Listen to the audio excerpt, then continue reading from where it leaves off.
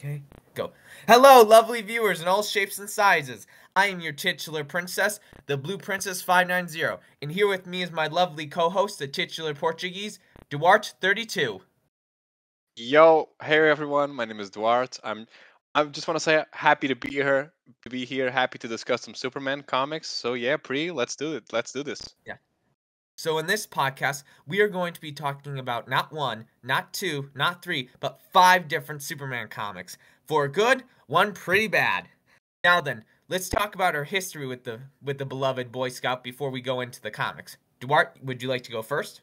Yeah, sure, of course. So when it comes to me, so I like Superman. I wouldn't say I'm his biggest fan. I haven't read many comics. I guess like besides the 5 that we're gonna talk about, I've read for all seasons, and I think that's kind of it. I have a general idea of what the character is supposed to be, and I do like it, but I'm not a Superman expert in any stretch of the imagination.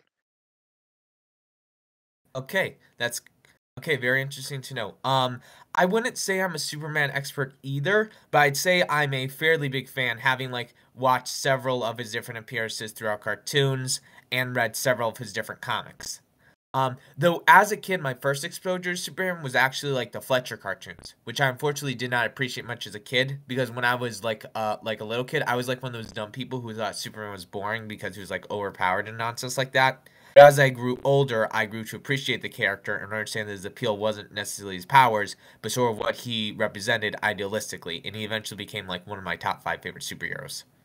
Yeah, so the Fletcher cartoons are the ones where he didn't even fly yet, right?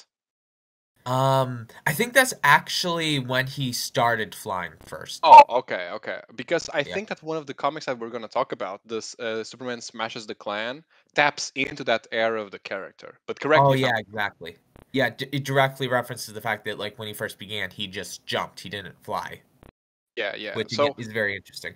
for me, I guess my first exposure would be I also watched some of the Justice League cartoons as I when I was a kid. Not much, but that was probably my first exposure to him. Yeah. Ooh, nice. Yeah. You want to talk about the first comic now? Sure, let's jump into it. Okay.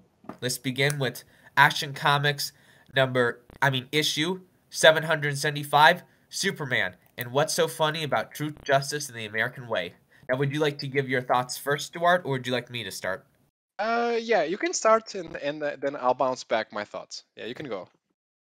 So this story is like one of the more beloved like modern Superman stories, and it was specifically known that it was in response to the general growing popularity of anti-heroes, specifically the indie comic characters, the Authority, the growing basically like they were superheroes who weren't like loyal to any specific government or region and instead sort Hmm. of acted on their own, doing morally questionable things. They eventually were becoming more popular than comic books like Superman at the time. So this comic was sort of made in response to sort of like explore whether or not Superman needs to change in this modern era and why exactly what Superman stands for is still worth something in comparison to the changing times. And I think that this comic is able to excel that really well because of like how it specifically contracts to Superman and the authorities and what specifically shows what Superman represents. Well, I'm sorry, the actual antagonists of the story aren't called the authorities. They were like partly influenced by the authorities, but they are very much their own original characters, the elites. Hmm. I forgot they were called the elites for a second, but yeah, how the story contracts Superman with the elites, I think, is very strong, and I think it's like what makes this comic work so well. Because like, in my opinion, the best part of this comic is what type of antagonists the elites are, and specifically in the fact that they are people who claim that they want to make a better world, but offer no real solution. Because in reality, what they really want is to boost their own ego. They want to get away with these committing these acts of cruel violence and flexing their power while the people cheer on them. So that's why they try to justify their actions and their brutality by saying that they're simply killing the bad guys to make a better world, when in reality they offer no solution. They do nothing to actually confront the problems that result in these villains or the economical issues that allow dangerous men to stay in power, but instead they simply decide to kill anyone they disagree with while, while exercising their incredible might in order to rule the world through a might makes right mentality. They claim that they oppose the fascist people who have power over the world, yet they themselves mirror those actions because their true desires, their true wants are not truly idealistic or noble like Superman. They don't actually want to make a better world. They simply wish to make themselves feel better. They are characters driven by ego, not heroic ideals. What do you think, Duarte? Yeah, like I agree with everything you said. I think this comic, first off, it's so fucking awesome. It's so cool. Like it's purely in like an aesthetic level. It's such a fun story. Like I think you put these new villains up against Superman. The art style is gritty, but not to the point where like it takes away from the hopeful message that the comic delivers.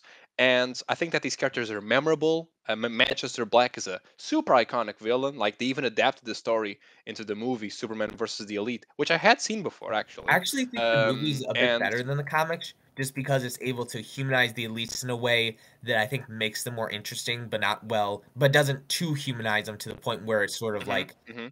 failing to see the point of the original comic, which helps that the writer of the comic worked on the movie. Yeah, I've seen them.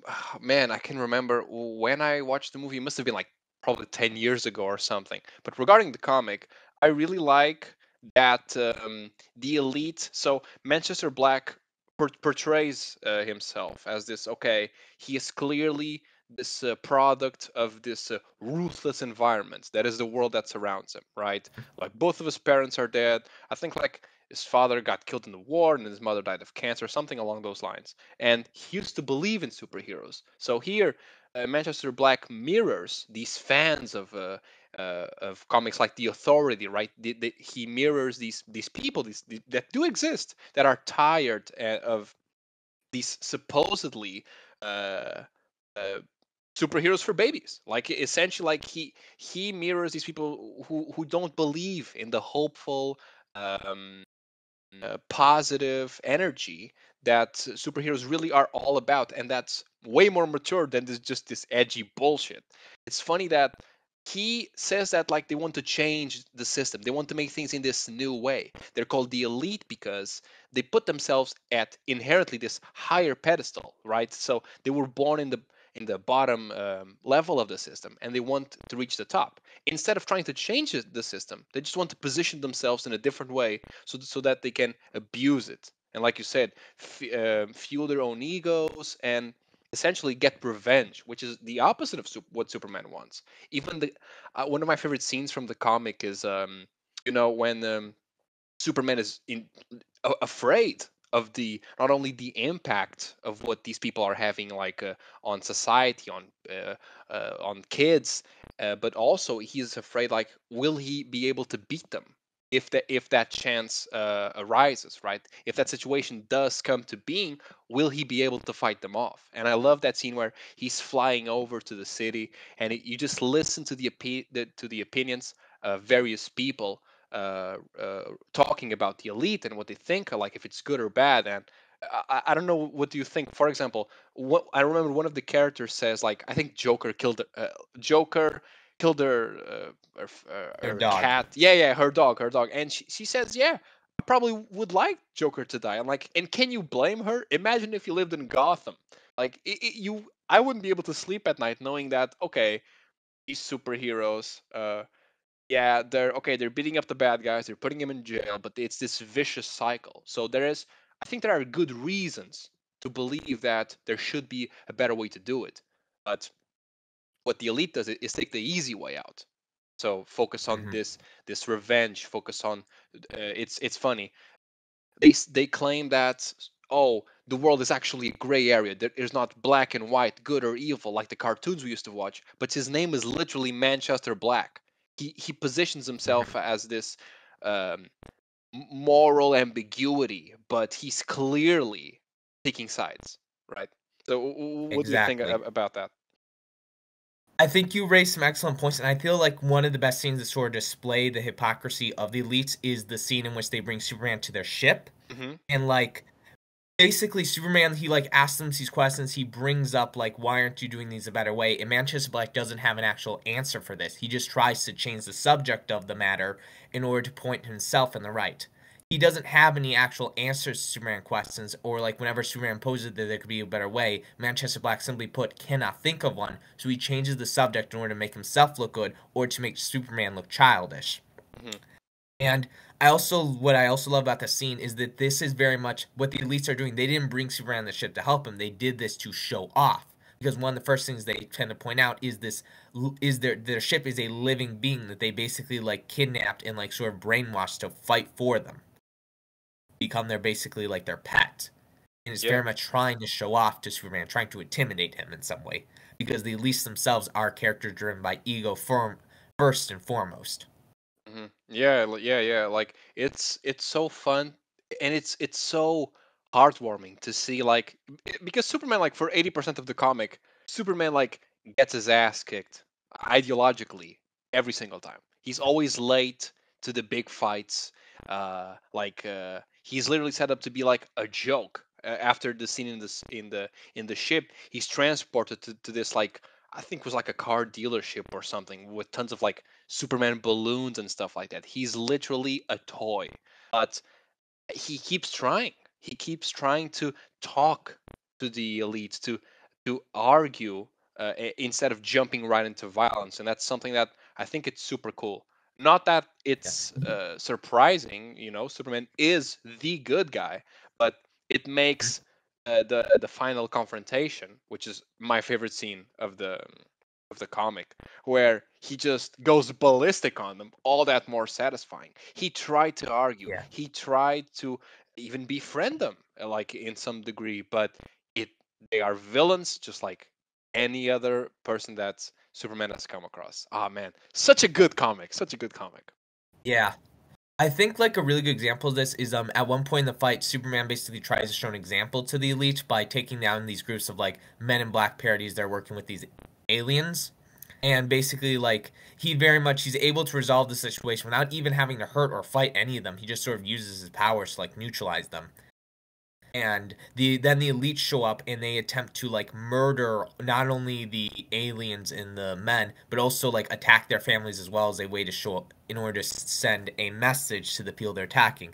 And I feel like this is really good because it not only shows us like that Superman is himself, that he's more than just words, that he is legit trying to find a better solution and to be a better example for people. It also kind of shows that the elites themselves, they don't really care about stopping any of the problems. They care about flexing their might. They care about looking good. Because if they did care about helping people, they would have been satisfied with what Superman did. Instead, they tried to like needlessly burn not only these people but their Hmm. innocent family members just as a way to like send a message to show the world that they themselves are the ones in power.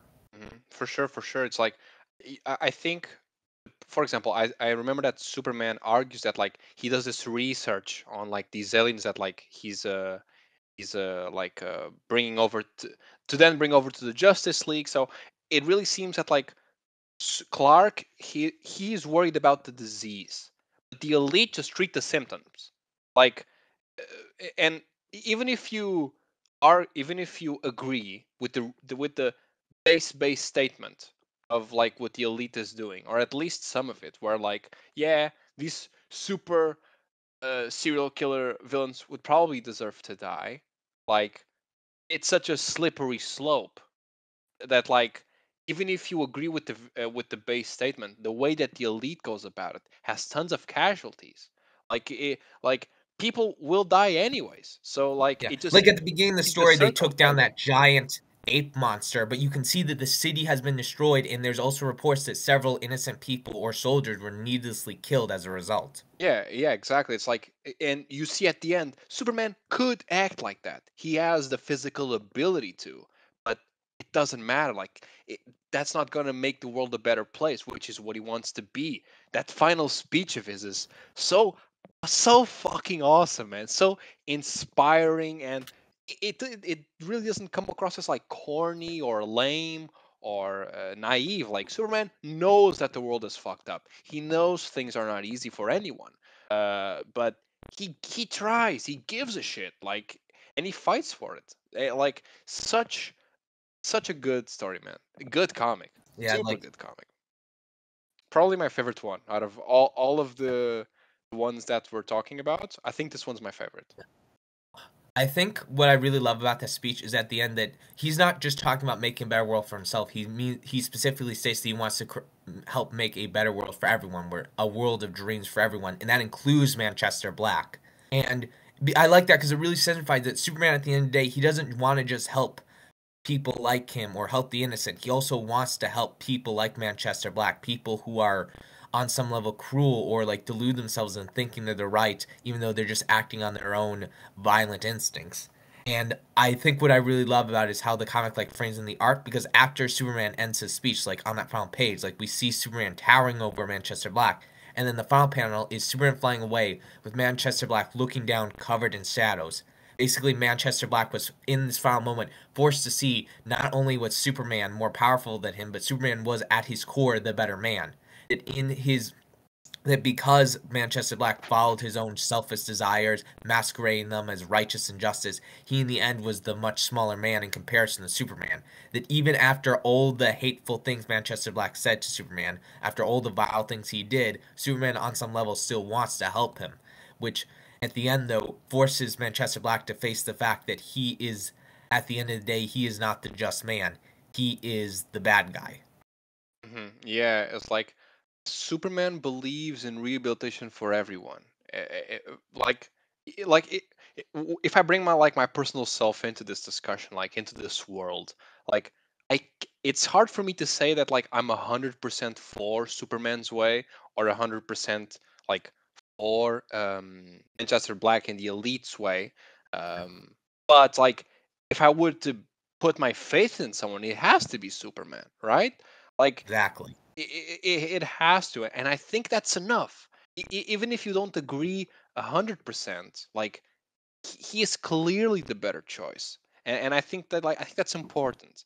The last, at least for me, the last thing that I want to touch on regarding like this comic is the title.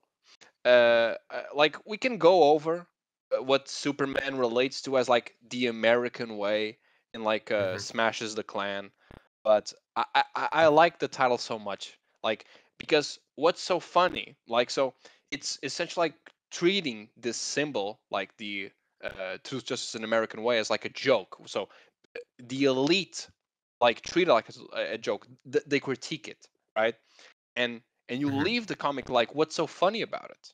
And I want to know like what your take on it. Like, what's your answer to that question? What's so funny about truth, justice, and the American way? I feel like what the story is ultimately trying to say is that it isn't something comical, that it isn't something you can just throw away and disregard as a childish joke, because it does have value, it does have meaning. It is the reason why Superman does what he does and why he continues to fight, why he continues to believe in this dream, and why he's willing to endure for it, to fight for it. Hmm. Fight for it.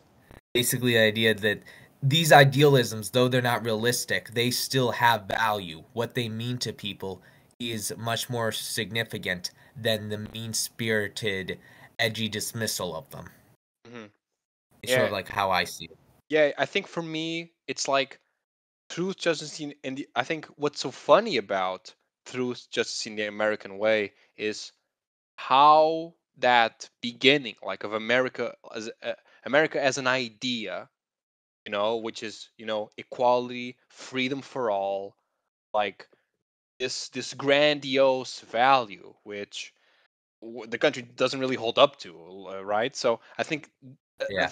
that As an that's American, I can say it does not. yeah, it's like I But think that's what's funny about it is that it has come so far away from what it originally stood for.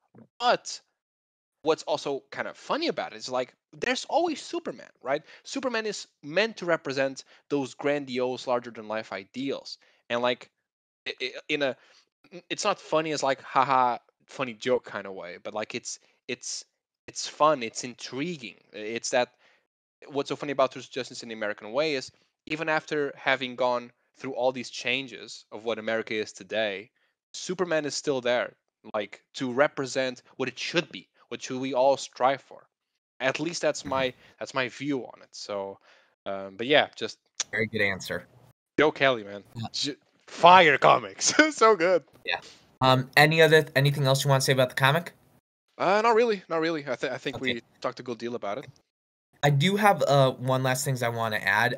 I think one thing this comic does really well is setting up the elites as an imposing threat, because at the start of the comic you don't actually see them, you just see their damage. And then later on in the story, when we do see them, it's after Superman has been brought down accidentally by their powers and forced to witness them brutally kill a group of supervillains. So it very much sets up their power. And I also help out throughout the story, Superman himself isn't sure if he actually has what it takes to beat them. And I really like this because the story not just making them like a ideological conflict for Superman, but a conflict for him that rivals his own power, which I think is like very important. And I think it also works well in a meta sense because, of course, the elites themselves were sort of a not they weren't like copies of the authorities, but they were very much reflections of them, like an Okay, okay. homage to them. So like they were like beating Superman in terms of sales. So like sort of taking that idea and sort of like incorporating that into their powers of the comics, where like them being on some level more powerful than Superman mirrors the authorities like higher like comic sell value at the time. That's And super I just interesting. thought that was interesting. Yeah, Yeah, and yeah. Go one on, go more on. thing I like is I really like how Manchester Black is written as this very pompous douchebag. Like even the way he's designed is very much this idea of like an elitist British asshole. With he's not wearing a shirt, he just got the flag tattooed on his chest. He's got like this shitty dumb haircut. He's constantly smoking in front of other people's face. He's very rude and smarmy. He'll say racist shit and then say he can say it because he's like 1/5 this race or 1/5 this other race. That whole sort of thing. It's like he's very much this massive punk douchebag, and I like how they gave him that sort of personality because it not only makes him stand out in comparison to like other antagonists, it also like makes him contrast Superman, I think, even further. Yeah, like I like his design because just like his name. So here the punk attitude and the punk like aesthetic should mean that he is fuck the system, fuck the movement, fuck the government. So in a way, like initially he aligns with that instance, but he really doesn't change the system, right? So Exactly. he part the same way as he says that the world is not black and white, it's gray, but his name is Manchester Black. He has this punk attire, but he really doesn't represent the values of change in the same way Right. that, ironically, Superman does. Yeah. He's eventually like he's appropriating the symbols of punk in order to make himself look good in the eyes of others, when in reality he's simply being shallow and egotistical. Yeah, yeah. Honestly, like, how many pages is it? Like, this is one issue. It's one issue. There's so much to it. There's so much to it. Yeah. Um, I think the average page number for a comic is like, oh no, wait, hang on. There are page numbers on the comic, so let me look. But it's about, hang on. I think it's like a regular size, right? Like 26, maybe. Like 39 pages long. Oh, okay, okay. But like even then, like it flies by. Yeah. It's super well Yeah, yeah, paced. it's a very quick read. It's like it's probably I'd say besides that Superman's Earth End is like the shortest comic in here. Oh, Yeah, but it's like it's really good. Again, I do think the movie is a bit better, but that's because it's able to like flesh certain ideas out more, and also like hmm the performances in the film really do heighten the delivery. Like again, hearing Superman's speech, but having it be delivered by like one of his more well-known voice actors, like I think heightens the impact of it. Yeah, I have to rewatch it sometime, definitely. Oh yeah, you should. A lot of great stuff. Okay, that's it. Next up, we'll talk about Superman Smashes the Klan. This was this comic now, for those who don't know, was originally based on a radio broadcast where Superman took on the Ku Klux Klan, and this comic is basically like a loose adaptation of that. And as a result, it very much homages the style of the time period it came out, as well as Superman comics at the time. That's why Superman symbol has the black background instead of the more traditional hmm instead of like Red and yellow, yeah, right? red and yellow. hmm Yeah, the shield. I forgot his symbol's supposed to be a shield, has like that black background on it, which is what he had when he first debuted. Yeah. So like overall, did you enjoy this comic? Like before we start like diving Oh, deep I into it? love this comic. One of the best. I'd say like probably top 10 Superman comics, both for its incredible artwork, which I think is really able to match the cartoony art styles that I think really fit Superman, but also because the writing and the specific parallels it drives between Superman and the immigrant experience I think is really good. And I think is like the greatest strength of this comic because Superman himself has always been a metaphor for immigration. Again, he was written by Jewish immigrants who were fleeing Germany from the Nazi Party, and that is integral to Oh wow. Superman's identity. And so I love how that comic is able to explore this in a literal sense where Superman is sort of rejecting his Kryptonian heritage and fearing it as a result of how he has been treated or like how he has seen people treat the idea of the alien within America. And I love how the story specifically parallels that with the with the with the Deuteragonist of the story. So I'm trying to find her name. Fuck. Was it Roberta? Like the little girl? That's Roberta, the Chinese girl. Yes, yes, yes. I really love how they parallel it with the fact that both of them are being forced to hide in some part their heritage out of fear of how people in America will treat them. Specifically, I love that callback at the end where she starts using her original Chinese name instead of the American name she was forced to use by her father. Yeah, like I also really enjoyed it. I will say from when I started reading it, I thankfully I was wrong, but the first thing that came to my head was like, okay, this is going to be not really targeted towards my age demographic, a little bit more veered towards like children, and I thought like it was going to be sort of lame-ish, just like I thought it was going to be very like reductive, but it's precisely the opposite. Now I want to say I cannot relate with the struggles like present in this comic, so I will never speak out of like my own experience, but I can say that this was very tastefully done. I think that like I think we all know that like racism allegories, like when you get aliens into the mix or like the whole mutant thing, things get very dicey. But I think that the story taking place in this era grounds the themes, grounds the character work in such a way where honestly, I think this is like an essential read. Like beyond Superman, beyond comics, this is very very tightly well put. Like Yeah. it's it's just the art style. It's like super manga influenced, very clear page flow, like and like it represents its issues in such a like respectful way. Obviously, I'm pretty sure the author is a Chinese immigrant himself, something along Mhm. those lines. I'm pretty Let sure, me look up. um, but I really like it. Like I like Yeah, uh, they are. the dialogue, the designs. You can clearly tell that like from the dialogue of the characters, like that the author knows what the struggle feels like. So Roberta could very well be, or her, or and Tommy could be inserts for the author and like and their experiences with this Hmm.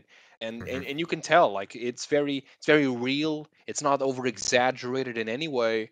I think even the antagonists, for example, the that little kid Chuck, like who like this little racist kid who his uncle like is part of the He's like the KKK. leader of the KKK group, like the Grand Scorpion, as they Yeah, call yeah. him. And now small tangent. Doesn't it kind of suck how those Ku Klux Klan names have such dope titles? Like Grand Eh, Wizard? It's so unfair. Like that sounds I cool. I don't know if I'd agree. I don't know. It I don't know. To me, it always sounds like somebody who's like trying their best to look cool, but is ashamed, which I think Maybe. is sort of like a reflection of Maybe what I'm the the Ku Klux loser Klan is. here. Yeah, maybe I'm definitely the loser here, praising the name of a Ku Klux Klan member, but Grand Wizard just sounds kind of dope. Okay, I Uh, get what you mean.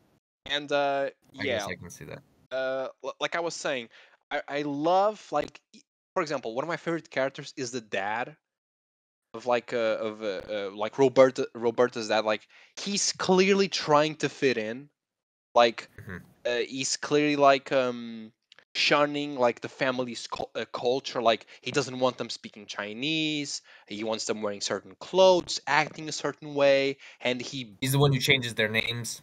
yes, yes, yes. Like, Yeah, there's even one scene where, like, I think it's the police show up. Like, he puts his lab coat on, so to like yeah, because he clearly, thinks he'll give him some sort of authority. exactly, like He clearly thinks he'll like give him a representing. position. Okay, I'm gonna change myself, like the way I express myself, in order Yeah, to fit in, and if the effects that that has on Roberta, like, which is very mature for her age, and like, and even Tommy, like playing with these derogatory terms against himself to try to fit in, to try to get into the baseball team, but like, they are a product of their environment. Like, it's right, it's so good how each character is affected by something else. Like, most of these people are not inherently evil, right? right. Obviously, the leader of the Ku Klux Klan is a piece of shit, but Oh yeah, he's like several of the members of the Ku Klux Klan are like, you can tell that they are like very mediocre white men who are upset that they don't have the higher status they think they are entitled to, yes, like, and they like and like they posture themselves against this. Oh, it's just pure love of my country, yada yada, meandering bullshit. Um, but yeah, like, I really like this comic. I like you said, the parallels between Roberta and Clark, like, super well done. yeah. I think like I their bond is just very heartwarming. I liked it a lot. I really love how like when Superman is like dealing with his alien heritage and regrets, he sees them as these like green monstrous aliens because that's what he's seen in like American comics in that Yes, miniature. Like he's taking those sort such of a memories, good those detail. encounters as a kid, and reflecting them. Yeah, and it's really good, and it's very much. And I like how this comic doesn't like reject like Superman's Kryptonian heritage, because like Superman himself, like he tries to reject it. He tries to act like they don't matter to him, when which is like in a level very sort of cruel. It's like it's not just like sort of rejecting your heritage; it's rejecting the very people who like birthed you and basically like did everything they could to make sure you were safe and happy, that you could live a better life. And sort of rejecting that out of fear of what other people will think of this false image you've made for yourself in order to survive, that you become so attached to you of losing what really matters. But I also love how it doesn't like also turn away the Kents. Like it makes it very clear that the Kents were very loving of Clark and that they accept him for who he is no matter what. I love how before Superman goes to like embraces Kryptonian heritage, he talks to his like the Kents and he's like, "Promise me this will change something." They're like, "You are our son. We will always love you," and Mhm. I really like that. And again, dude, it's very visually interesting. I love how this comic is like using very much those early designs, like with the Kryptonians. They've got the headbands and like the that sort of like 1950s 60s idea of what the future would look like.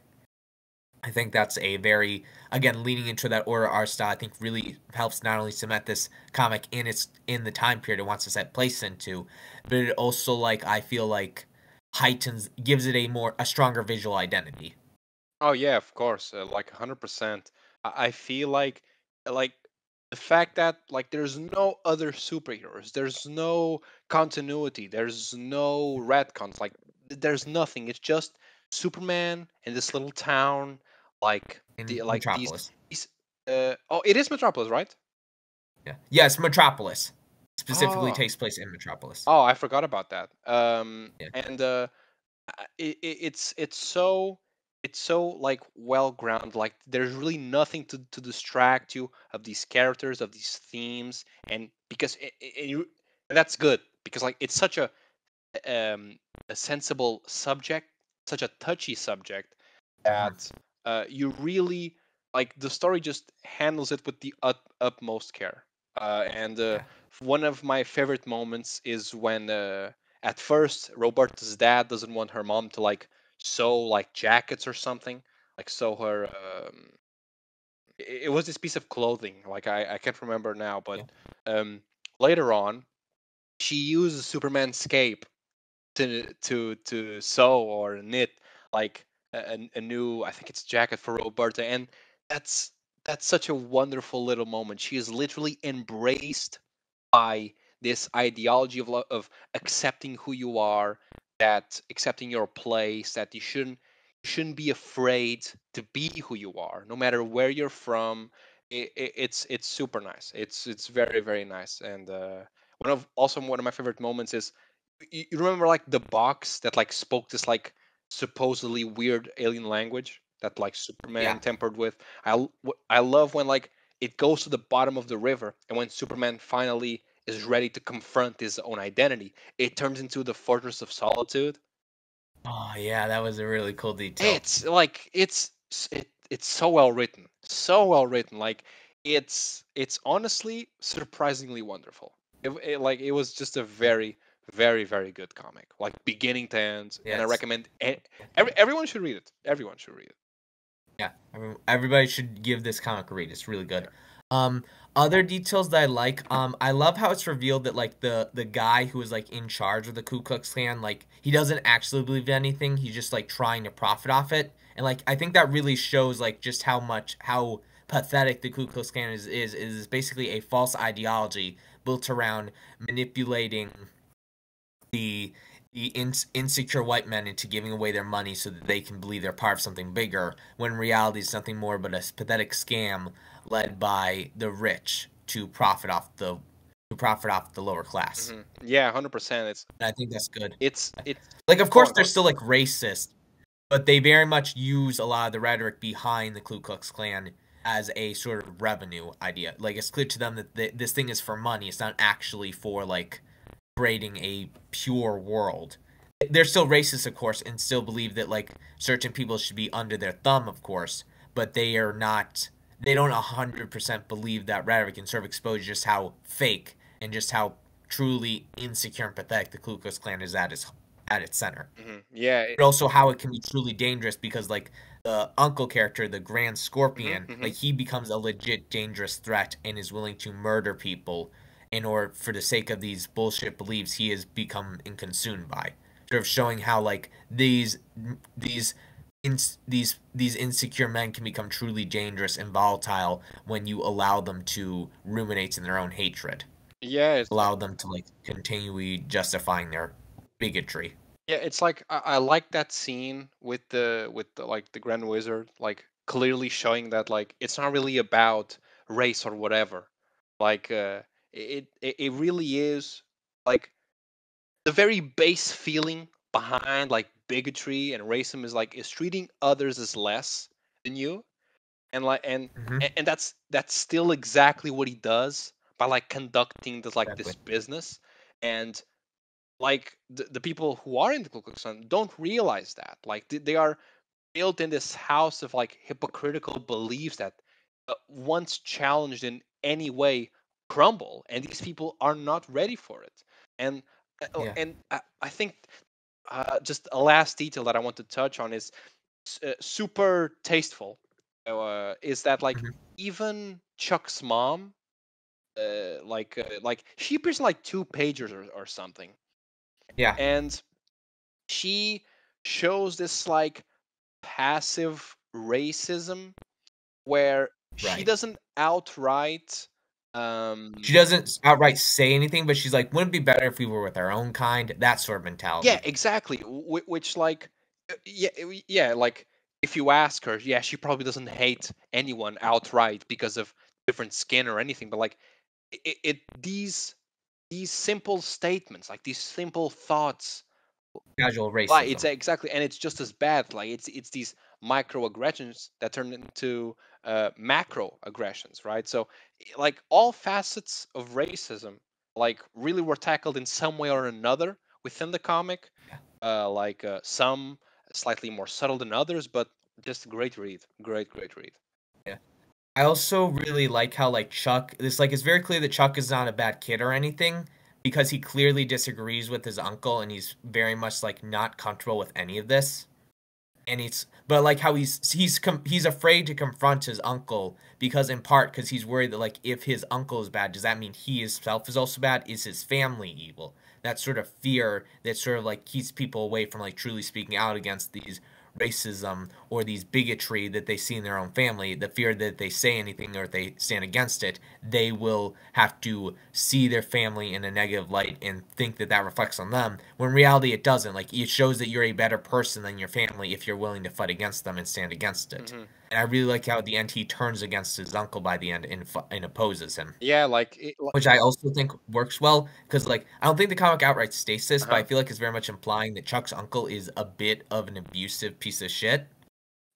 Like, he's supporting the family economically after the death of Chuck's dad.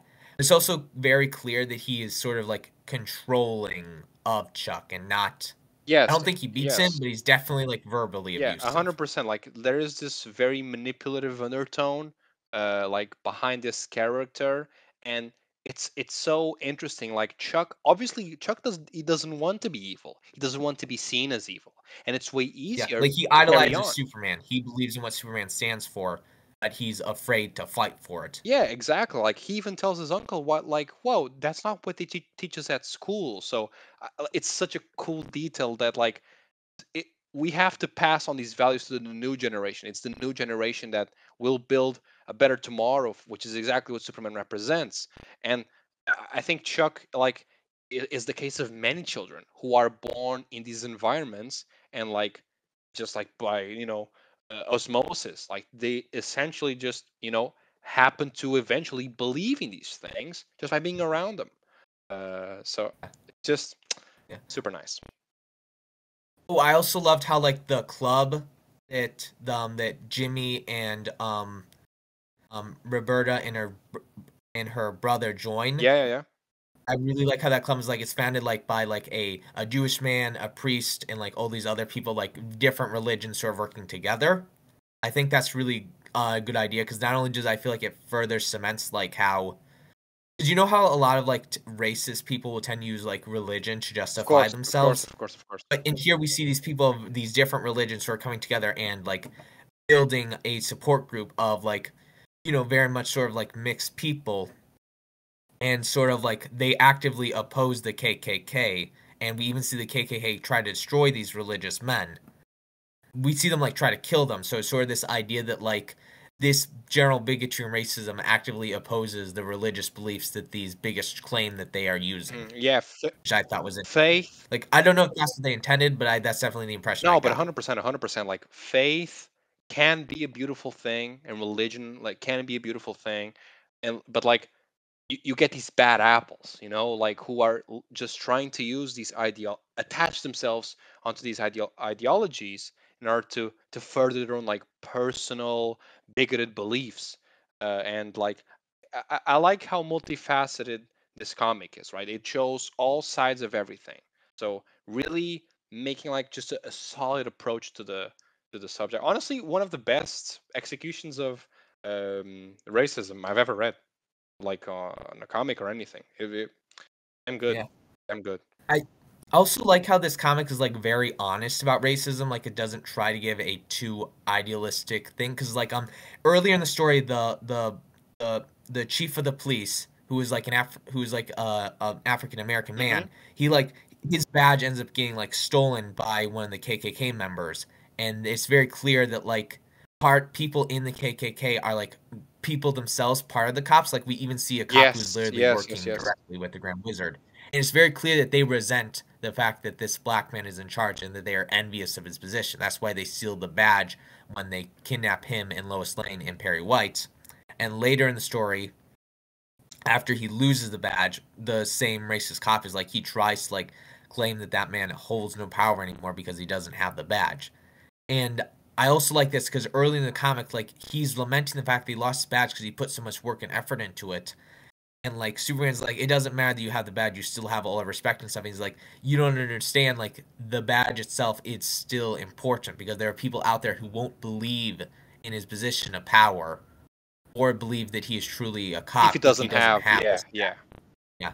Yeah, because like Superman, he's trying to be realistic and stuff, but the story does show that yes, that badge does matter. That that there are people who will defy him or not believe him simply because he doesn't have this arbitrary badge. And I like how the story doesn't try to like ignore that. It's very honest about that. Another like facet of that I really like is it's not like the bad guys are beaten and it's like, okay, the world is a better place now. Like Superman literally says, like there he has to the bad guy, the racist, has to renounce and pay. It's not just a matter of, pat on the back and giving him a warning. Reparations are due. Like there needs to be social and political like steps towards helping these people, right? It's not just you can't just, okay, this person is not racist anymore, or like oh, this person is in jail.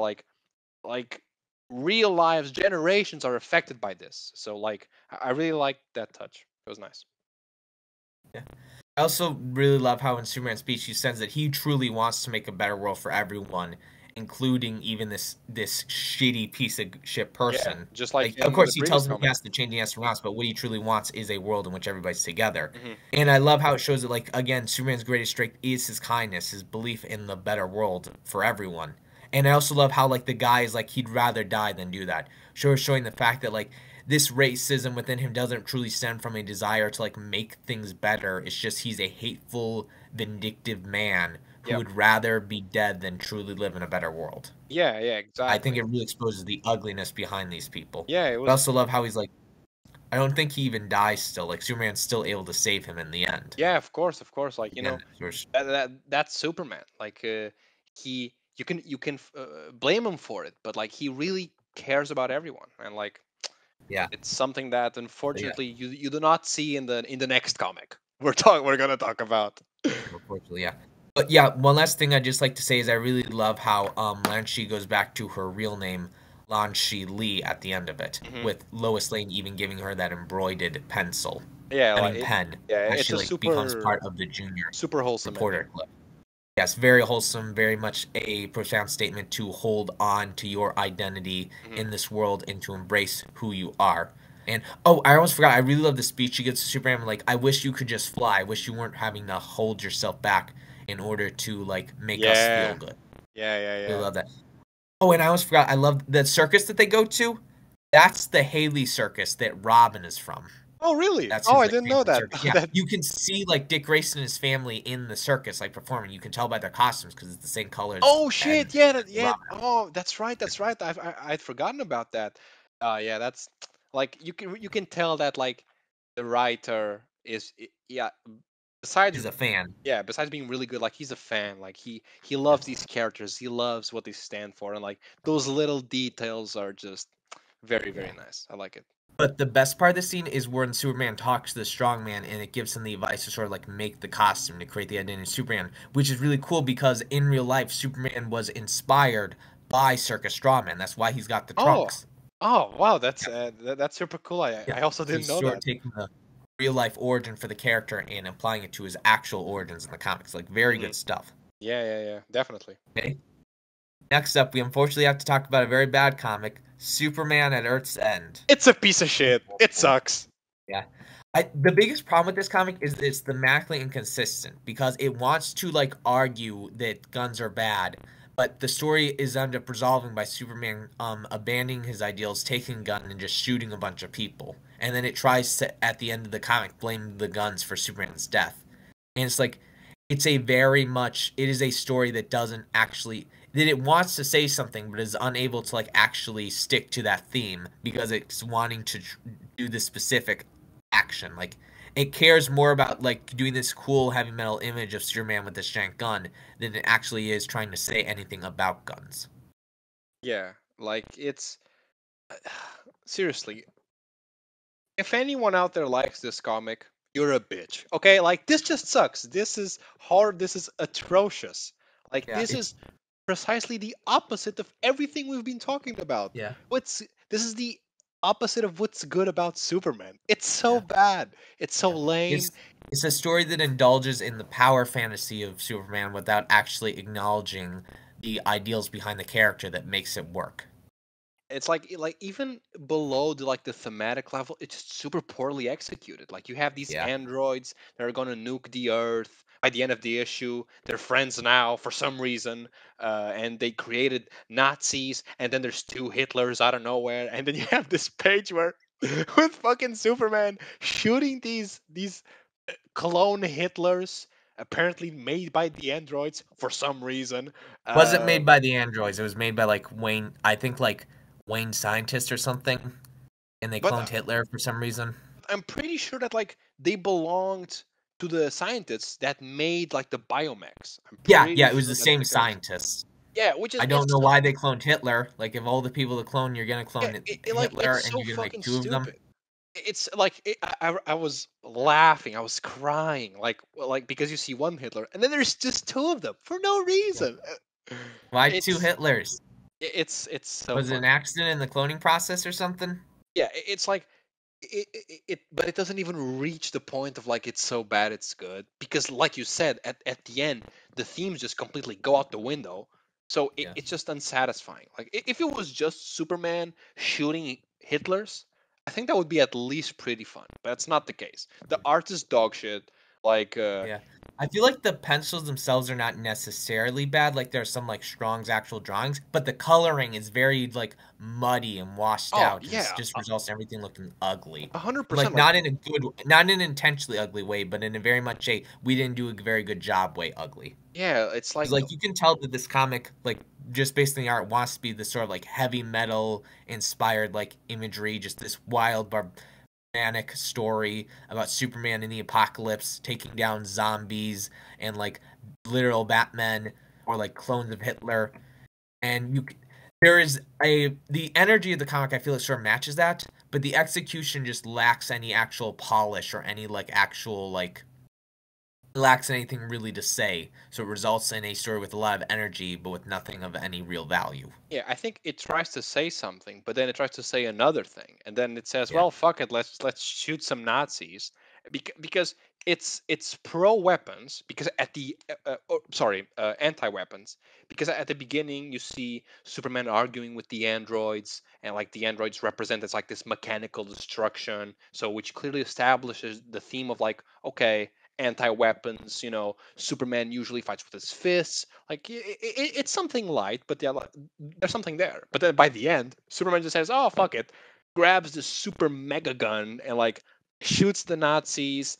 And then the last paragraph of text is like it's about like human courage or something. Get the fuck out! Like it's so horseshit. by betraying your ideals, you prove to us the value of human courage. Yeah, Like what?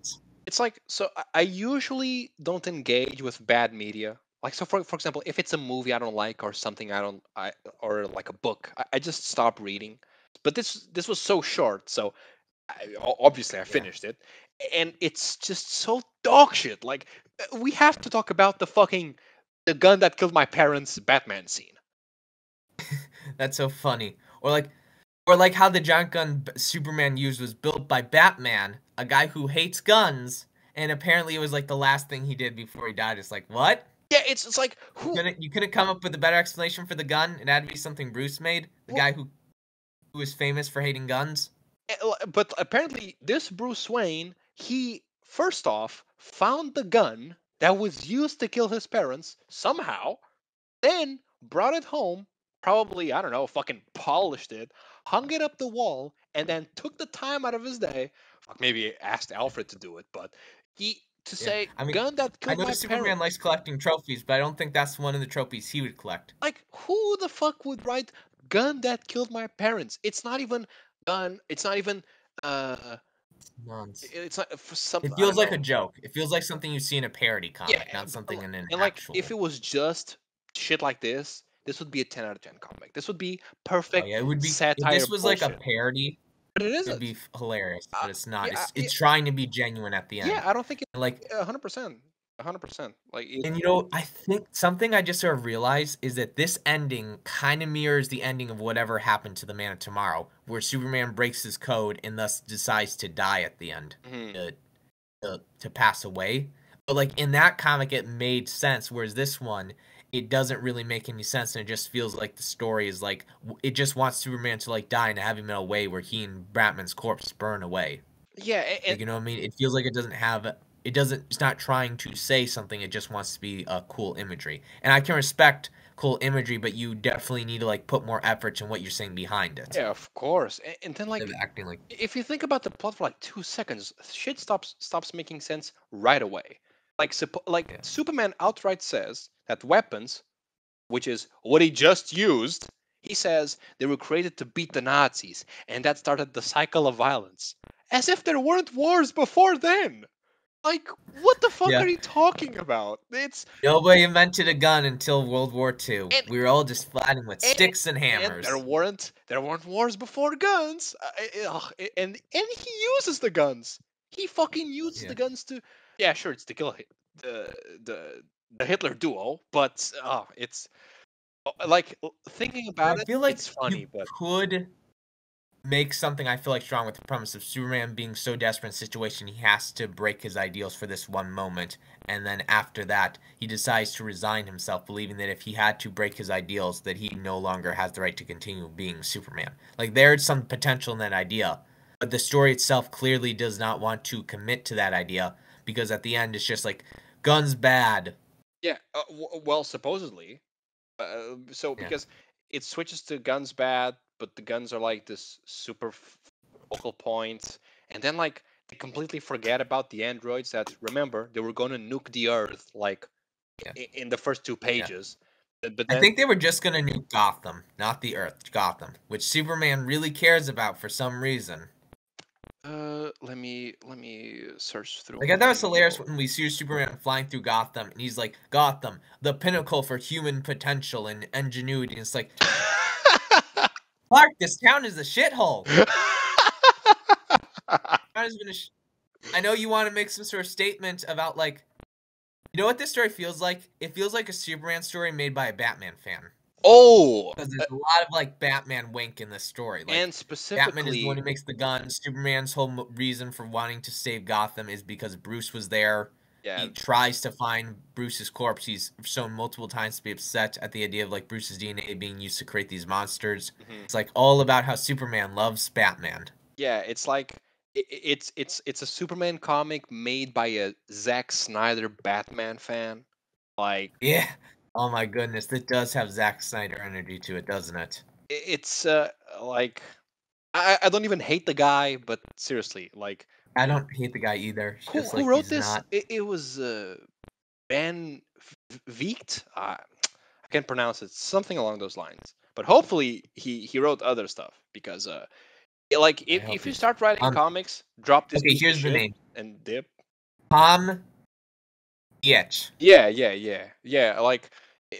I hope he's written some more stuff, and maybe it's good. Maybe it's good, but He's written this stuff. wasn't. This comic is actually a sequel to like a mini series called Kamandi at Earth's End. Kamandi was a a Jack Kirby character who's basically like the last living boy in this post-apocalyptic Earth ruled by like animal people, basically Okay. Planet of the Apes, but like instead of just apes, all kinds of different animals. And basically in the 90s they sort of did like this miniseries reboot comic called Kamandi to Earth's End about like this like edgy 90s version of Kamandi who has to kill Superman. And this Oh, story was a sequel to that. yeah. I'm looking it up. Apparently Like he's the original comic looks cool. yeah, like Kamandi, the original Kamandi's comic is like a is like I don't think it's as popular as Jack Kirby's other work, but it's definitely influential and it has been referenced a lot in future years. Like in Batman Brave and the Bold, Batman repeatedly teams up with Kamandi. Oh, I Yeah, gotta read more Jack Kirby stuff. I don't think I've ever read yeah, something by him. yeah. It's very interesting stuff. But yeah, this comic is not bad. It's a bad comic. There's a sequel to an even worse comic apparently, because the miniseries is a sequel to is like 6 issues long and is like longer than this. Oh So it's God. probably way worse. Yeah, this Just blows as ass. ugly art. Yeah, this is Yeah. bad. And I respect the energy it has, but this energy is very much poorly utilized I for don't. a story that's very This ugly. this does not reserve an ounce of my respect. I can't. Fair enough, fair enough, I fair enough. can't. I'm probably trying too hard to be nice to it. So, should we move on Maybe, to the next one? yeah. Next, we're gonna talk about Superman. Whatever happened to the Man of Tomorrow?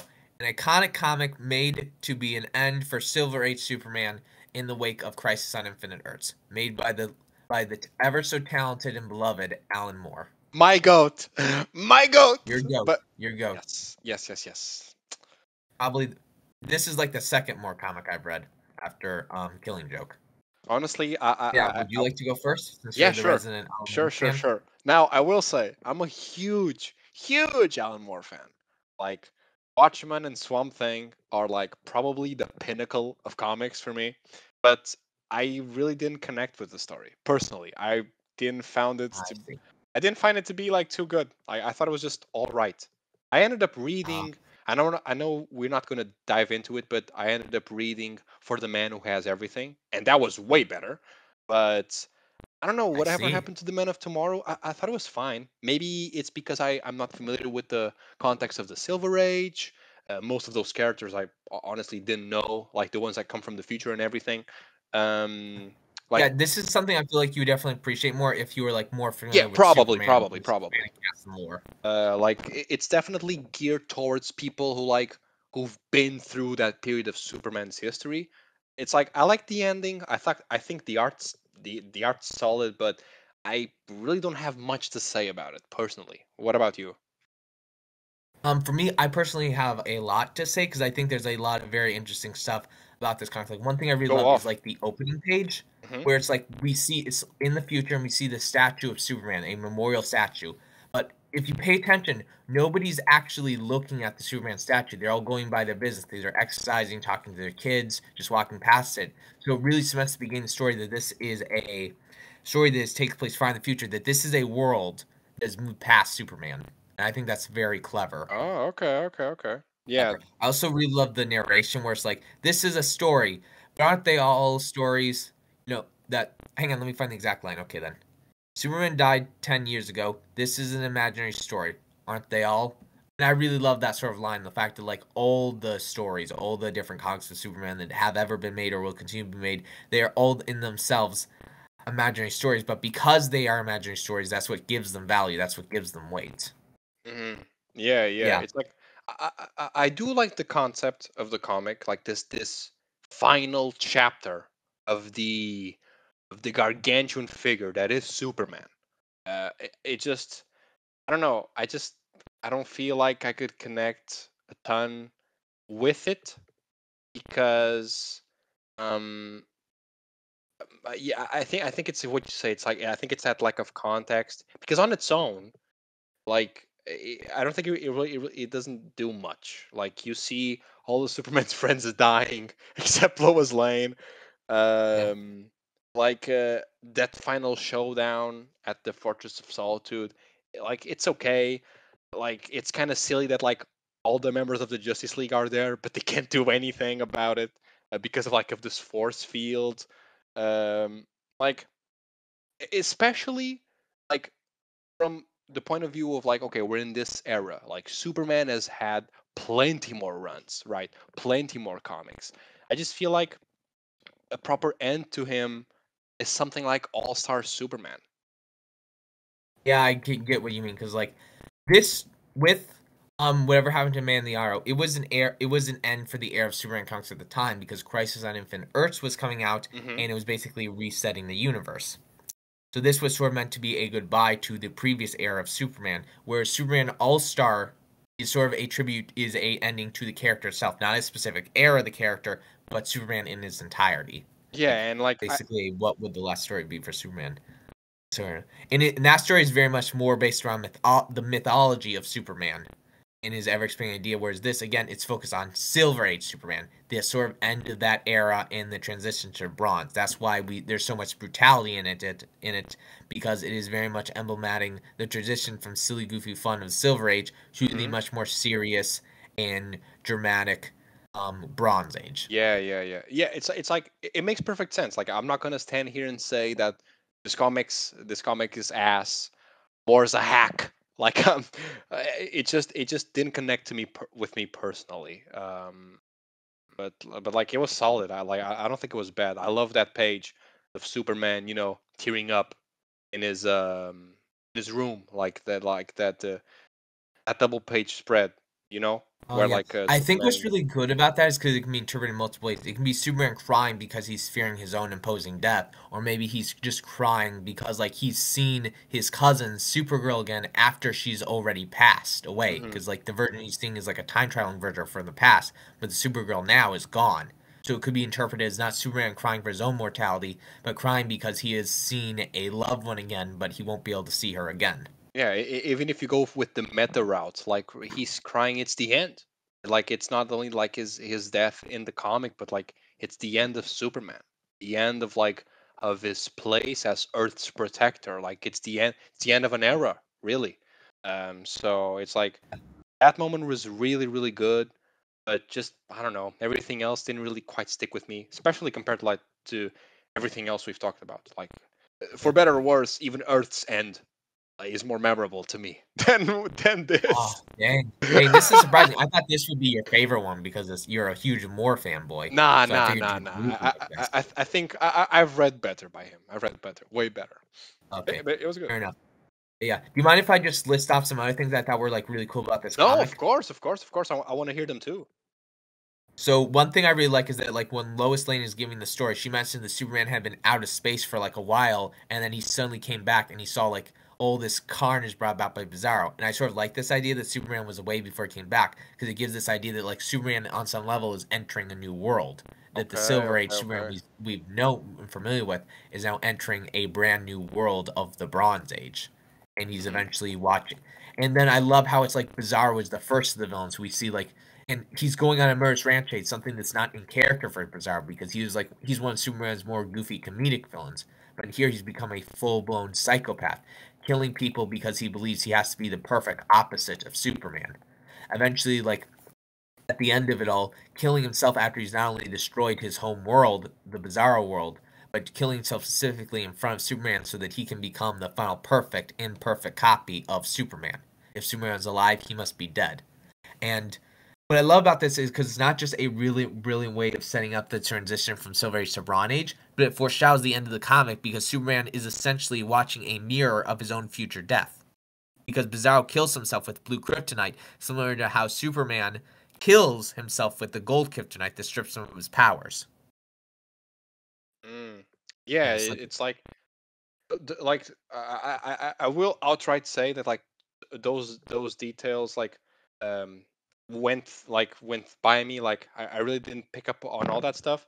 But yeah, honestly, that does sound like the level of detail that I usually expect from more. And I don't want to interrupt your train of thought, but I do have to ask, like, after having read the Superman comic, like, is your stance, because I know you're a bit critical of more, and has your stance changed after reading this I comic? definitely think the story sort of improved my stance some more, and it very much helped me like reckon. To quote the meme, I understand your game now.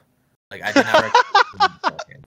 But now I'm just like seeing the more the sort of like that play on the very much like telling these sincere comic book stories, but also playing on the medium in the tropes of the comics.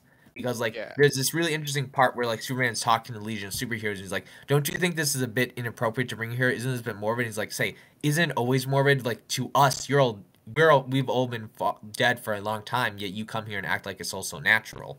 And so very much it feels like more sort of like playing playing with the tropes of the Legion of Superman and the Legion of Superheroes and pointing out the inherent morbidness of them. The sort of like ridiculousness of comic books, not poking fun at them in a way that's insulting, but more like sort of pointing them out to make like these interesting story pieces, Yeah, which just I respect. winking, yeah, just winking at the reader, like, oh, this is this is a bit silly, like Yeah. in a way. So what would you say is okay now that your stance is improving a bit? Like, is there a specific work that you're interested in reading that's written by Alan Moore, like, or Um, you're fine by now? Besides like trying to see more of his Superman work, I'm definitely interested in seeing his Swamp Thing comic. Mm-hmm. Not Mm-hmm. just because I've heard great things about it, but because I've also seen it like it being the influence for other works I really like. For instance, there's the miniseries Brightest Day, written by Jeff Johns and Tomasi, who both worked Mm-hmm. together to do the Green Lantern comic books at the time. And like their story, the Brightest Day miniseries, very much is very much, especially in the end, playing tribute to Alan Moore's Swamp Thing series. Holy shit, I didn't know Yeah, so that. I Like, definitely want to go back and read the Swamp Thing series to like see if I better understand what they were going for in Brightest Day. They do a lot. damn, They call back to that run and they do some very interesting things with it. Won't I spoil it, gotta read Brightest Day then. but yeah, check out Brightest Day. It's like Brightest Day is like you will be a bit confused if you don't read Blackest Night beforehand because it's a direct sequel to that event. But it Okay. tells a lot of interesting things. It uses the characters it has very well. There's a lot of these like there's some stuff it does with Martian Manhunter that is like incredibly, I think, powerful.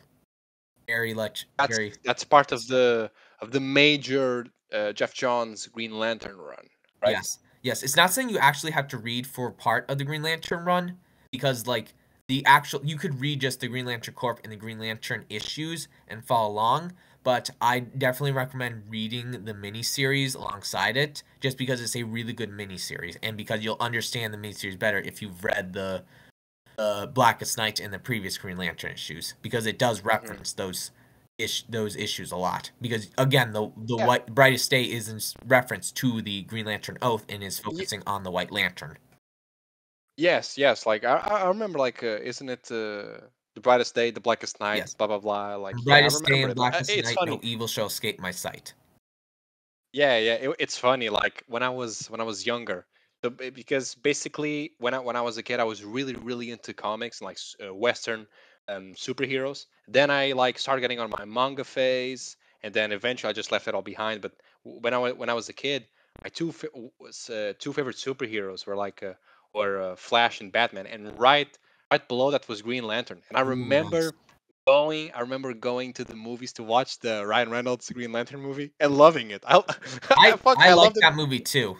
Like I haven't It's rewatched it in like, a long time, but I still haven't I don't really get why people hate that movie so much. Like I definitely feel like there's some choices I don't necessarily agree with. At the end of the day, I thought it was a solid superhero movie. now at the time, well, I was like 11, so Right. I I I, was I also can't like a judge the fairly young kid movie. at the time. So again, I Can't my judge the opinions could movie change in a now. rewatch. But I would like to get into more Green Lantern Yeah. stuff. Like, I it does would seem like a lot of fun. It I does seem would like a lot of fun. highly recommend Jeff Johns' run, not just because it's probably the most popular and critically acclaimed Green Lantern Hmm. run, but also because you're a big Alan Moore fan, and that run references Alan Moore's comics a lot. Like that, you can tell that Oh, Alan Moore was an inspiration for specific storylines and events in the it's funny story. because there is, I think, maybe more than one Swamp Man Swamp Thing issue where it is about Green Lantern, like the Uh, Green Lantern core and like stuff like that. It's pretty interesting. But yeah, like, I'm definitely interested in diving into Green Lantern. It's for sure one of the characters that I want to read more, yeah. like, out of the DC universe. I will say that the comics are a bit more action focused than probably some of Alan Moore's work, but there's Yeah, that's still okay. a lot of very much creative and imaginative designs within the comics, and they do a really good job at exploring like one of the best parts of Jeff Johns' Green Lantern run is how he explores Sinestro and Hal Jordan's relationship, making it more personal than it has ever been beforehand, Hmm. but also like exploring that idea of that friendship, but also like uh, it's something you got to read, but like Jeff Johns has a really good voice for both Hal and Sinestro, and it's very clear that he understands these characters and their relationship better than any other art writers out there. Yeah, like, I'm 100% down to read it. Like, from what I've seen you post on the server, it looks dope. It looks dope as shit. So Yeah, yeah, like, right now I'm going through the Morrison JLA run, but afterwards, yeah, I might check it out. can't wait to see you read it. There's a lot of good stuff in there. Good Yeah, stuff. right now the Green Lantern over there, it's Kyle. Oh, what's his last name? Kyle Kyle Rayner. something. Yeah, yeah, and I like him a lot. Like, Yeah, he's a ton of fun in that comic. But yeah, let's move on to the last Superman comic. yeah. Let's talk about Superman Kryptonite. Written by Darwin Cook and art by Tim Sale. Both are highly praised within the comic book medium for being some of the best writers and artists out there, with Darwin Cook both illustrating and writing the beloved graphic novel New Frontier, and Tim Sale often illustrating some of the most beloved comic books out there, specifically Batman: The Long Halloween. both are both are amazing people within the comic book industry who have unfortunately passed away. But you can still see their amazing talent within their work, and I think this is Yeah. some of their best. Absolutely. I recently read both Long Halloween and New Frontier, and I gotta say that they are both fantastic comics. Just pure mastery at work. And while I didn't like Kryptonite as much as those, it's very, very good. Yeah. Like, Darwin is cooking. Yeah. Okay, I know low hanging fruit, but he is Yeah. cooking. I'm glad Like, one it's of us just made the joke. someone had to. Yes. Yeah. Um, But yeah, it was good. It was good. Before I want to talk about specifically my main thoughts on the comic, I want to say one thing. I think Cook is amazing when it comes to like writing the internal thoughts of a character and doing narration. Like I don't think I've read any other comic Yes. that has where the writer has such a perfect voice for the internal thoughts of the characters. Like it's so good Yeah. in this. Like, But yeah, absolutely. Like, even the prose overall, like the writing is very, very yeah. good. Like, even like I remember very vividly that first issue where it's from the perspective of the Yeah. kryptonite, like meteor. Hmm. Well, not meteor, like like that being trapped Right, inside right. the mineral. But and like it's this very well written, like sharp. It's not too wordy. It doesn't waste your time with meaningless descriptions. Like every word like hits. It was honestly impressive. Like, it's a very, very well written comic. That's very good. That's very good. But yeah, to me, I think the greatest strength of Superman Kryptonite is that at its core, it's not specifically a story just about Superman's first exposure to Kryptonite, but it's a story about Superman himself being vulnerable, of coming to crafts with his true origin, of being willing to be vulnerable around the people he cares about, specifically Lois, and also his own internal fears and weaknesses, specifically how he too fears death, just like every other man. Hmm. Yeah, it's like it's this adaptation of this very old Superman comic, because I think it's a reimagining of the story where Kryptonite shows up for the first time. So this is essentially like just like a reboot of that story. And while I haven't read the original, um, I thought that this one, like, Lex Luthor is great in this. Oh yeah. Superman's great. There's this Villain's scene with great. Lex Luthor that I love that I think it perfectly displays their dynamic, where Lex Luthor's like giving this speech to an event, and then suddenly he gets overshadowed by Superman, who shows up with this cake, and like you can see in all the art, Lex is constantly in shadow, where Superman is bathed in the light, and it's like you Hmm. can tell, you can feel Lex's contempt for this man who hasn't done anything wrong, who has done nothing to harm Lex in any way possible, who is only helping people, and Lex cannot stand it that somebody else gets the attention he thinks he deserves. Yeah, it's like it was definitely like classic Superman and Lex, but like it's really well executed. Like, even that the villain Tony, it's like it was such an interesting Yeah, character, seeing yeah, like how the kryptonite adapts and evolves by witnessing his actions, yeah, like for all yeah. throughout his life, Or seeing like how I really yeah, go on, love the go on. reveal of Tony that he's actually been possessed by the creature inside the Kryptonian, and that's why he seems there's this paradox where he like again we were told that he's a bad person, yet his actions seem off. The way he behaves doesn't quite seem as vicious as you first think, and that's because he's being literally possessed by a better person. Yeah, yeah, it's like Yeah, it's cool that like this goes into again the theme of Superman's identity, and I don't want to reiterate the same story beats and concepts we've gone over when talking about Smashes the Clan, but I really like this urgency of like, okay, the Kryptonite has to unite with Superman because it is what connects him to his own planet, right? his It's past. a physical, it's a spiritual connection with his planet, with his past, with his identity, and I really like the juxtaposition of not only is Superman facing his identity, but his mortality. Yeah, and Like, like and at the same time, they're all connected through the kryptonite, so it's just very yeah. efficient use of like of these characters.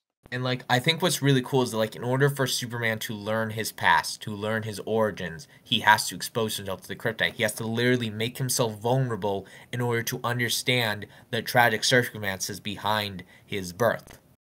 the tragedy of Krypton, the loss of an entire culture and people. He has to be willing to be vulnerable to understand that. And what I think about this is so interesting is not just like, again, though, sort of taking the themes and making them sort of literal within the story, because growing up as a kid, my oppa, my grandpa, he told me that the Hmm. reason why Superman was weak to kryptonite is because it reminded him of his dead planet and it made him sad, which again isn't actually Wow. the case, but like that is sort of like Yeah, the but entire like, theme behind kryptonite. Like mhm, thematically, kryptonite yeah, Superman's weakness because it's a reminder of his people and culture that have been lost forever. And so the story is basically able to make that is able to make that sort of thematic weight behind kryptonite literal by having Superman learn his origin after being exposed to it. yeah. I never really thought about it, but like, it is it's a great way to look at the character. It definitely makes sense, and like these, it's not just about this comic, but like all five. Well, take at Earth's End, like all four comics, all four good comics. We're talking about like completely destroy this misinterpreted idea of the fandom of so many people out there who think that Superman is boring, doesn't have any personality, doesn't have any flaws, doesn't That have he's a any god. issues. That's your All idea. all of these comics portray him like he's just a normal dude. He's a good dude, of course, but he's just a normal person. Like he goes through these issues with identity, mortality, anxiety, like just as anyone else. Yeah, And like I that love sequence that. where he's in the volcano and he almost drowns in the lava. Yes, I So was about to say so terrifying, that and the is my fact that favorite. after it he immediately goes back home to like seek the comfort of his parents, like that's so Yes, yes, humanizing. Again, it's that's my Superman favorite being vulnerable. sequence. That's my favorite sequence of the whole comic. Like the description of Superman's like pain and struggle and misery while going through that experience. Because yeah, even if he's strong as shit, like doesn't mean things Gonna don't hurt. hurt. Yeah, it's like, Yeah, ooh. it's and like he goes back home. Like to Ma and Pa Kent are some of my favorite characters from the Superman mythos, Oh yeah, like they're so from good in his this universe. comic. Yeah, I it's love the like series where he like tells where at the end of the comic he tells them about his origin and he like you're still my family. You are my parents, yes, no matter what. they're just super wholesome parents. Like they're just great figures in his life, and it's just inspiring. And honestly, just it warms my heart. Like Yeah. this and Superman for All Seasons, also drawn Tim Sale, like by Tim Sale. gorgeous work. Um, Can I just say like Tim Sale draws an incredibly hot Lois Lane? Like, damn, dude understood the mission. he does, yeah, I would say he does. Like the designs, like they grasp this nature of like they're they're cartoony in a way, but like they are like stylized enough that you get across all the nuances of like of these people, like of their figures, like if they're supposed to be attractive, if they're supposed to be strong, they're supposed to be weak. Like it's great. And like You this can comic tell their doesn't pull any personality based punches. on just the designs. Yeah, it's like the comic doesn't pull any punches. I mean, the villain. Well, I know that we haven't said this in any point of the comic, but of the podcast, but I guess spoiler alert. Oh yeah, Yeah, spoiler alert, I guess. yeah. We're so, But yeah, um, we we should have said it's beginning spoiler alert, but yeah. I mean, fair though. If you're fuck it. gonna watch a podcast about like 5 different Superman comics, I feel like you should go in expecting spoilers. Yeah, yeah, that's true. But like the villain Tony, like Tony kills himself in the end. Like he Oh straight yeah, up shoots his brains out. Like yeah. After the it's not NC happy accepted for us, yeah. everyone. And Yeah, it's not I happy for love everyone. how like what triggers his suicide is he sees Lois Lane and it reminds him of his mom, and then he kills himself out of guilt because he originally killed his mother after she killed his father.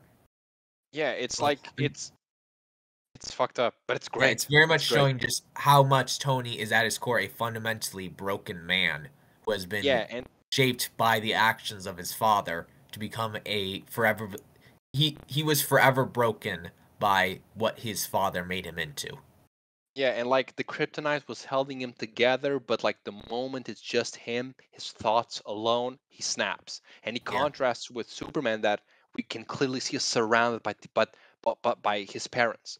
Like yeah, Pa yeah. and Ma Like Kent, they're just these genuine people who imbued these values because that's Superman's true strength, his true power. That's what makes him be able to face his identity, his mortality, his connection to the people around him, is that he loves people and the people love him back, right? It's Yeah. just good stuff, just very, Yeah. very good stuff. And like I, all of this supported by this great artwork, fire comic. yeah.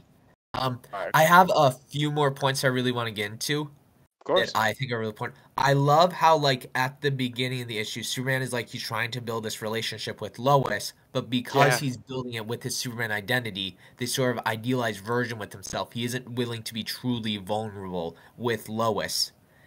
Because he's not dating her as himself, he's dating her as the symbol, as this like imperfect, infallible thing, and thus the relationship isn't quite able to work with Lois admitting the fact that like they can't keep dating like this because Superman, in her eyes, is the symbol that this world needs. So basically, Superman was not willing to completely expose himself and be vulnerable with Lois unless he loses her. But by the end of the issue, when he asks her out as Clark Kent, as his true self, rather than this symbol he has created, he is able to be vulnerable with her and thus is able to be with her again romantically. Which again, I think Yeah, is really it's cool. like in the I pulled up the comic here. Like he says, he says an hour here, 10 minutes there. So regarding like the time he's able to spend with Lois as Superman, he says, I know it's not enough for a woman like her, but it's all I have to spare. So Superman at this point, Clark, he really doesn't know himself, and if you don't know yourself, you Yeah, can't get to know someone else. You can't truly connect with someone else. And it's like you say, at the end, as soon as he comes to terms with his identity, he's Clark. It isn't just a fragment of himself, just like Superman is a fragment of himself. right. Like he's one person, and he is unified, and he's ready, just to ask her out. And that confidence, that unity, it's just, it's heartwarming, and you can take these lessons like to your own life. Yeah, Like we have to come to terms with ourselves, our own issues. Um, in order to truly give to deliver these like this emotional dynamic to right. someone else, like it In just order to be truly connected with somebody, you have to be vulnerable to them as they're being vulnerable with you. yeah, exactly. And like Superman couldn't, and like in the end, like he gets to that level, and it's Yeah, just it's so good, so yeah. good. You mentioned a part about how like Superman was sort of like fractured, and I think the comic does a really good job of hinting at that in the midway point where like Superman has like Jimmy bring him to Clark's apartment, and then we see this robot double of Clark, and I Yes, feel like it sort of yes, yes. is meant to like a metaphor about how like Superman has sort of like fractured his own identity in a way because not just because of his dual identities, but because he has on some level viewed Clark Kent as a separate entity through his robot copies. By the Yeah. end of it, he now sees himself in his full entirety and embraces not just Superman, but also Clark Kent as one single person. hmm Yeah, like that, that's not first a great scene. Like it's super funny, but yeah, it's a great point. Like the existence of like of these multiple. It's the Superman, but it's Clark, and he shoves him back in a closet. Um, truly showing that like he isn't one with himself. And I Yeah, know we've talked about it, but I just love these scenes where he goes back home. He needs his mom. He needs to talk to his mom, and yeah, like it doesn't. Well, it's just great character work. But it's honestly, that was probably, out of all of these comics that we've read, the scenes that maybe like feel the warmest and maybe the happiest were these scenes where he goes back yeah, home and he talks to his mom, talks to his dad, and like like the parents, like Ma and Pa, sometimes disagree.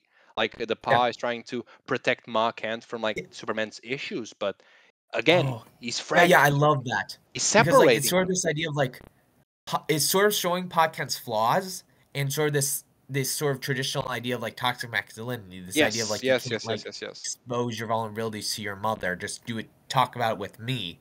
And then like Ma Kent later she finds out about this, or actually she heard about it the whole time, and she completely calls Kent out for this.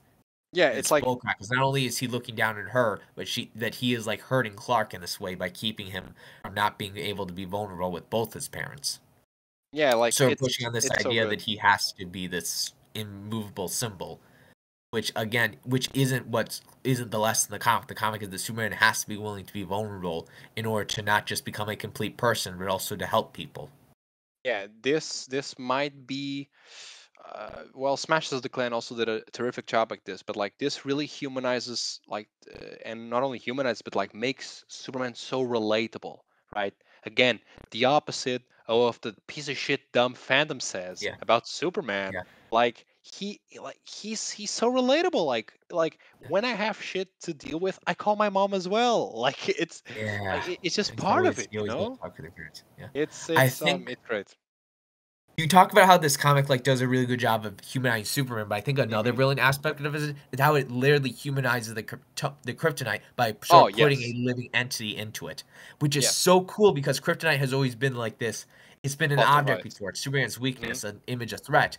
But in this comic, we give it a voice, this peaceful being that at the end of the day is only trying to gain freedom so it can continue to soar the world. Yeah, This like it's like a poet. The yeah, voice hundred of the percent. alien creature is very much this sensitive, poetic soul that like further connects with people and like is able to. It is this alien creature is arguably more human than the antagonist Tony ever was, and so Hmm. at the end of it, this entity is able to help Superman not only learn his past but also accept the idea of being vulnerable with others, and so Superman in turn is able to free it so that it may continue soaring the skies. Yeah, Yeah, it's super interesting that like it's good that it's this kryptonite entity that teaches Superman about this because this spirit witnessed so many facets of human life. He witnessed murder, chaos, peace, tranquility. So all facets of people, and he processes this. He takes this into account in order to capture what the human spirit is, the good and the bad, in order to bring these lessons to Superman eventually. yeah, Fucking good, man. yeah. Fucking good Um, ass comic. But you know what my favorite scene in the comic is? When Superman's talking to the polar bear. I Oh just love yeah, the yeah. trope of Super superheroes cute. in this 90s Spider-Man cartoon there were several scenes of Spider-Man just like sort of talking to his gargoyle and telling it jokes or talking about his personal problems. And this scene Hmm. reminded me just of that of the idea of like superheroes talking to like just sort of getting their thoughts out but doing it in this period of isolation with a Yeah, being that can't answer back but is still able to at the very least hear them. yeah, and It's and sort of it's like like it's it no, reflects go on, the go on. tragedy of superheroes of their dual identity, but is also still able to show their inherent humanity. Yeah, it's like in like even in a more a basic level, like it's quirky. It's like people sometimes talk to themselves. Like these are human beings. Yeah, Like well, Clark's not a human being, but you know you know what I mean. yeah, So yeah, it's like just a ton of heart and charm put into this comic. Great stuff. yeah. Loves Darwin Cook again. He has an amazing voice for superheroes, and Tim Sale is like a brilliant artist who's able to always make characters expressive and display their full facilities and just design. Like Perry White's design in this comic is great. You can tell he's this gruff, no nonsense boss, but you can also tell he is a man of principle. Like I love that Mhm. sequence where he recruits Clark, Lois, and Jimmy to be his team to take down this corrupt casino he sees. Very good Yeah, stuff. yeah. It's like it like in all fronts, this comic just excels. Like I still yeah. I think what's so funny is probably my favorite out of all this batch, but this was a close second. Yeah. Okay. Now that we're done talking about the comics, let's try giving them a ranking. Like, let's rate them from the best to the worst. Well, the worst is Okay. obvious. You know what? We all know Superman to Earth is going to be the bottom. So how about we just do Yeah, list the top obviously. four? Let's just list the top Okay. four. You want to go first? Yeah, sure. So I'll go with what's so funny. I think tight, I pure iconic moments, and I just personally love the climax. It's just super intense, fun, and full of meaning. And I'll go with Kryptonite. Everything I've said. It's just great in every single way, all forms. And I'll go with Smashes the Clan. Whatever happened, and lastly, out of the good comics, I'll go with whatever happened to the Man of Tomorrow. What Okay. about you?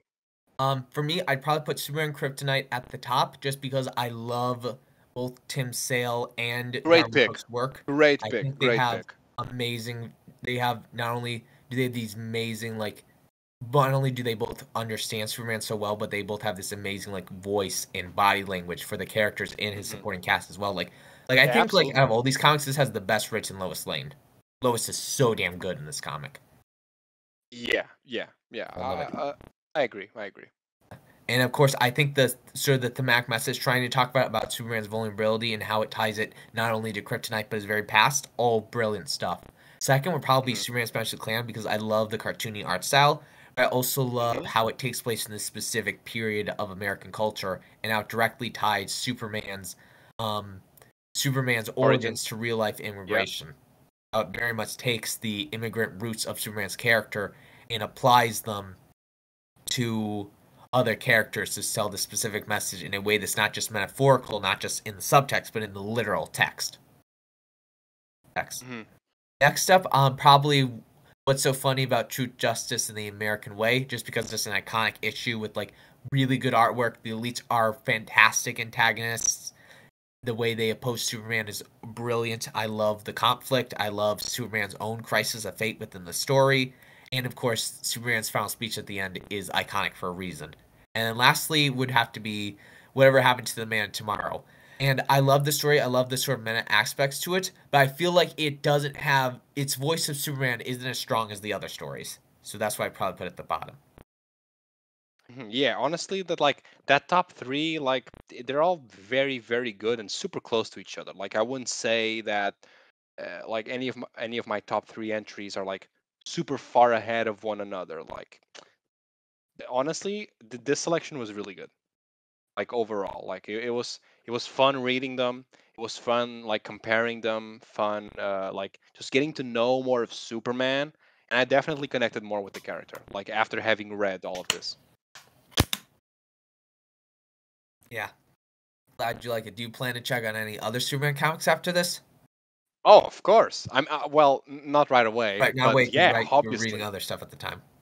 Yeah, Yeah. yeah. But like 100%. Like, I remember we talked about doing Birthright, but we didn't get around to it. Right, So because it was that's too long. one. Like, yeah, definitely check that. That's Yeah, by Mark Waid, who's like my favorite comic book writer. He's like yeah. he is such a perfect voice for several different superhero characters. Up in the Sky is another big one I want to Oh, that's read. my favorite Superman Uh, comic. I have some problems with uh, Tom King, but like, damn, does he write one of the best Superman stories I've ever seen? I just yeah, it's like love I've it. read like I think I've yeah, I read two Tom King books at this point, Mr. Miracle and Supergirl, and they both were great. So yeah, I'm looking forward to that one. And off the top of my head, everything that Morrison has done with Right, Superman. right. I'm Yeah, a check all of huge that. Morrison fan. Yeah. So Um.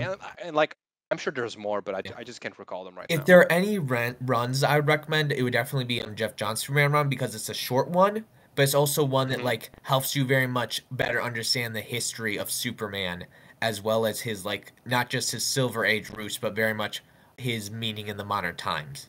Like, because the very Okay, first okay. story of this run is like Superman like having spent a year on Earth without any of his power, just living as Clark Kent, and then having to become Superman again after Lex Luthor decides to do a after Lex Luthor basically tries to destroy Metropolis out of petty revenge.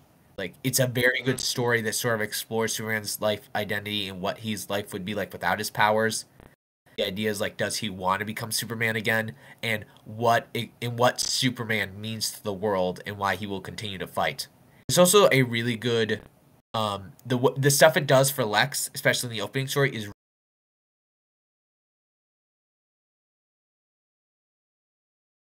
You were saying? I think the audio cut, at least from my end. Really?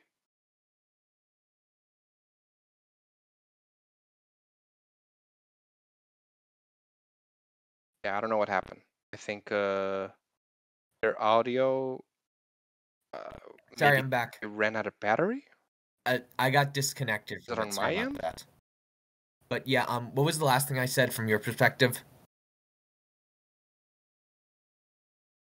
Bart, you still there?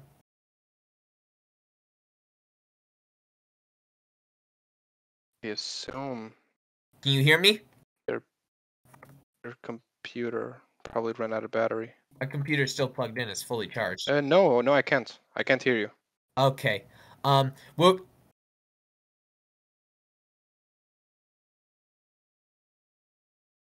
Yes, I can hear you. What the fuck? Should I jump out and into the chat again? Okay. Can you hear me now? Yes, I can. Yes, I Okay, can. then. So sorry about that.